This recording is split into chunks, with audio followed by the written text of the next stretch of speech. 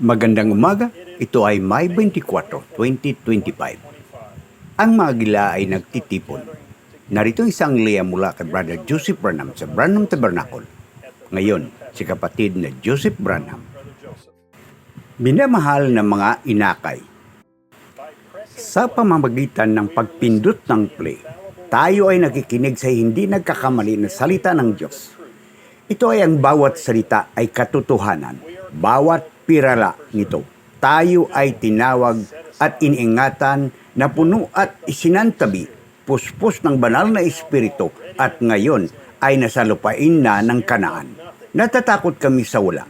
Wala, alam namin kung sino kami. Dahil nanatili tayo sa kanyang salita, gaya ng iniutos niya sa atin na gawin, sasabihin niya sa atin na nag-iwan siya sa atin ng isang mana. Kailan mo ginawa yun, Ama? Noong pinili ko kayo at ilagay ang inyong mga pangalan sa aklat ng buhay ng kordero bago ang pagkakatag ng mundo. Nang dumating ang kapunuan ng panahon, isinugo ko si Jesus na kordero na pinatay mula pa sa pagkakatatag ng mundo upang matanggap ninyo ang inyong pamana na maging aking mga anak na lalaki at babae, mga baguhang Diyos. Kinailangan kitang tingnan kung may mga kalansing at malalawak na lugar bago kita mailagay. Naniniwala ka bang mali ang pagpatugtog ng aking tinig sa mga tape sa simbahan? Oo, hindi ka dapat magpatugtog ng mga tape sa simbahan. Kundinahin mo. Gumagatol ka. Naniniwala ka ba ng aking salita sa mga tape ay nangailangan ng interpretasyon? Oo, kailangan ito ng isang tao na magpaliwanag. Kalampag mo. Sipain mo na, hindi ka pa handa. Kapag handa ka na, sasabihin mo, Amen sa bawat salita. Naniniwala ka bang ang aking boses sa mga tape ang pinakamahalagang boses na dapat mong marinig? Amen. Naniniwala ka ba ng aking tinig sa tape ay pag-isahin ang nobya? Amen.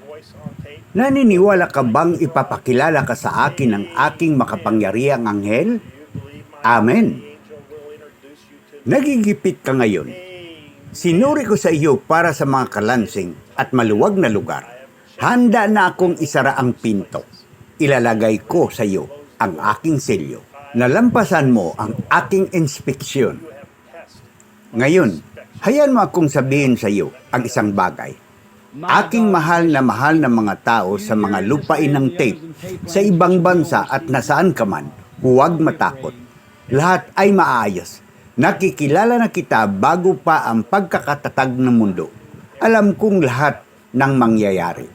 Ako ay darating para sa iyo sa lalong madaling panahon at dadalhin ka sa isang lugar kung saan walang kamatayan, walang kalungkutan, walang paninibugho, walang wala. Perpekto lang, perpektong pag-ibig. Hanggang doon, huwag kalimutan, ibinigay ko sa iyo ang aking salita. Ikaw ay aking salita na nagkatawang tao. Kung kailangan mo ng anumang bagay, sabihin ito. Pagkatapos ay paniwalaan ito. Ito ay iyong mana. Ipapadala ko muli ang aking tinig sa iyo ngayong linggo at ipapaliwanag ang lahat na ito sa iyo.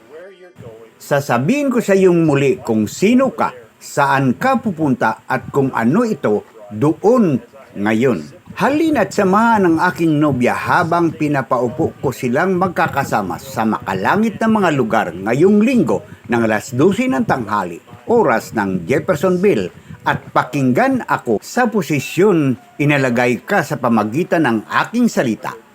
60-0522E Pagkukupkop number 4 Brother Joseph Branham. www.branham.org/en/apps www.branhamtabernacle.org at www.sbfellowship.info mula sa Sierra Vista Fellowship sa Hereford, Arizona. Pagpalain kayo ng Diyos at Shalom.